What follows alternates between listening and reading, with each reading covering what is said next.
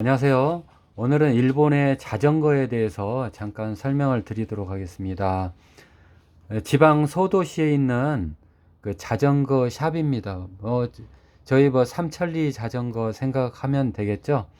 여기 삼천리 자전거보다도 현재는 조금 오래된 그런 형태고요.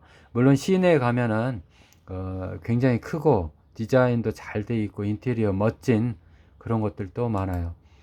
여기에 자전거에 대한 그 부품들, 철물점, 이런 것도 연상이 드는데, 이건 자전거 샵입니다. 자전거 샵.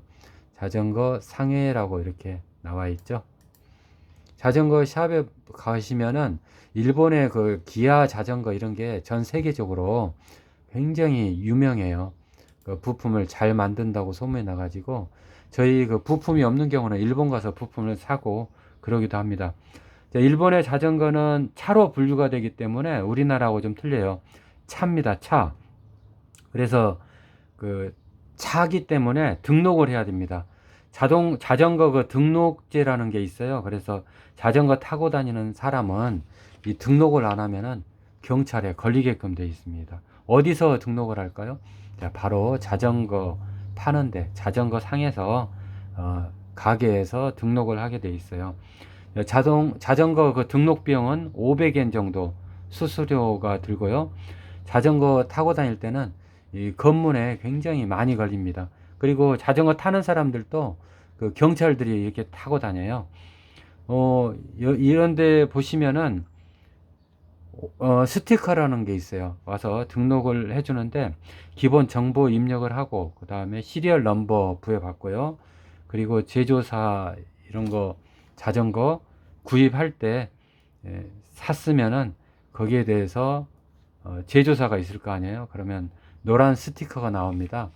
노란 스티커를 자전거에 부착을 하면은 그렇게 돼요. 부착을 안 했을 때는 그 불신검문에서 걸리게 되죠. 그러면은 벌금 물게 돼요. 우리나라 돈으로 한 3만 원 정도, 3만 원 정도의 벌금을 수시로 무니까 등록을 꼭 해야 된다는 사실이고요. 그리고 일본은 그 인도 주행을 많이 하죠. 그래서 인도 주행 표시가 이렇게 공개적으로 돼 있는 데는 인도 주행을 해도 되는 것입니다. 그래서 사람은 한쪽으로 가고 자전거는 또 한쪽으로 가고 해서 문화가 아주 정착이 돼 있는 나라라고 생각을 하시면 돼요. 주륜장이라 그래 가지고요, 자전거 이렇게 세우는 데들 있죠. 우리는 주차장하고 똑같은 개념이에요. 일본에서는 그 주륜장이라 그러고요. 내팽개쳐도 놔둬도 잘 안 가져가요. 물론 이제 도둑 맞을 수도 있겠죠. 워낙 사람들이 많더니. 근데 가져가지 않습니다. 왜 가져가지 않을까요?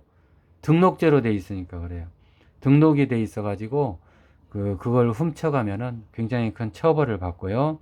또 훔쳐가는 게 가서 더 쓰는 게 힘듭니다. 고물상에 그 팔 때도 힘들고요. 거기서도 등록제로 돼 있으니까요. 그 마음대로 팔 수가 없죠. 작물이다 보니까. 그래서 일본의 그 자전거 개념은 생활용품입니다. 생활용. 그래서 일본 주부들이 쇼핑을 간다든지 그 다음에 출퇴근을 할 때 지하철까지 멀기 때문에 지하철역까지 간다든지 이렇게 해서 거의 생활화 돼 있는 게 90%고요. 저희 그 한국 같은 경우는 운동이라든가 취미, 라이딩용으로 또 활용 많이 하죠. 일본은 생활용품이 한 90%고, 그래서 슈퍼라든지 이런 데 가보면은 자전거가 이 슈퍼 앞에 이렇게 세워져 있어요. 많이 세워져 있죠.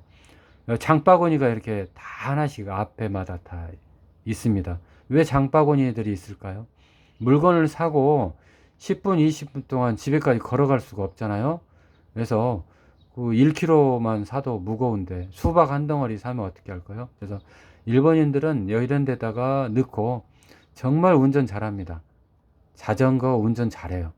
너무 익숙해져 있다 보니까 자전거 운전은 기가 막히게 잘한다. 이렇게 망이 있죠? 망에다가 넣고 다니는 걸 보고 있고, 길 가다 보면 아무데나 여기 자전거가 이렇게 가게 상점 앞에는 무료로 주차가 되어 있고요. 자전거 유료 주차장이 있어요. 자전거 유료 주차장 가보면 보통 하루에 그 100엔 정도예요. 한 번 쓰는데 하루 종일은 아니고 하루에 한 번이니까 나갔다 들어오면 끝나는 거죠. 하루에 두 번 쓰면 200엔이 되는 거예요. 시간은 상관이 없어요. 그 이용은 그 주차에 할 때부터 그 하루 정도 이렇게 가능은 해요. 그래서 9시간, 10시간 이렇게 주차를 해도 되고요. 그래도 그 100엔이에요. 100엔.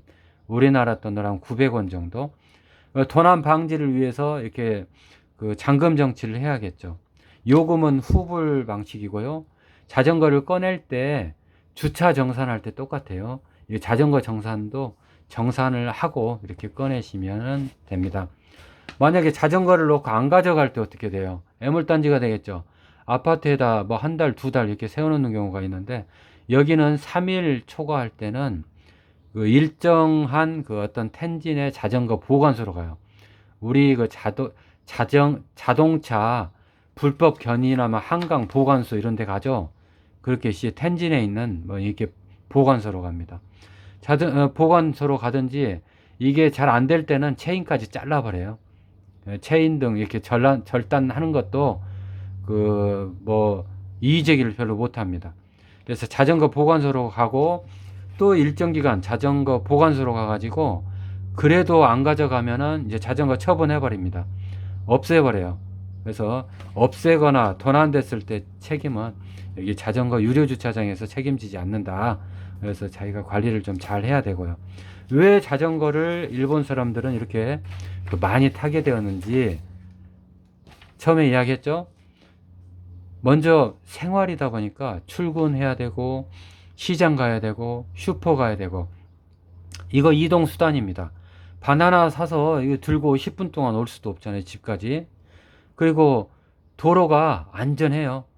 도로가 굉장히 안전하고, 그 자전거 벌금은 한 3,000원 정도, 3,000엔 정도 이렇게 된다는 사실. 언덕이 상당히 적습니다. 그래서 우리말로 깔끔하기라고 그러죠. 오르막, 내리막 이런 게 별로 없어요. 그래서 자전거 타기가 굉장히 수월하게 돼 있어요. 그렇다고 해서 도로가 우리나라처럼 뭐 자전거 도로 이렇게 잘 돼 있는 건 아니에요. 자전거 도로는 그냥 기본이라고 생각을 해서, 우리나라처럼 돈을 투자해서 지자체에서 그 몇십억, 몇백억씩 자전거 도로를 만들어야 된다? 이건 비용 낭비라고 생각을 하고 있어요.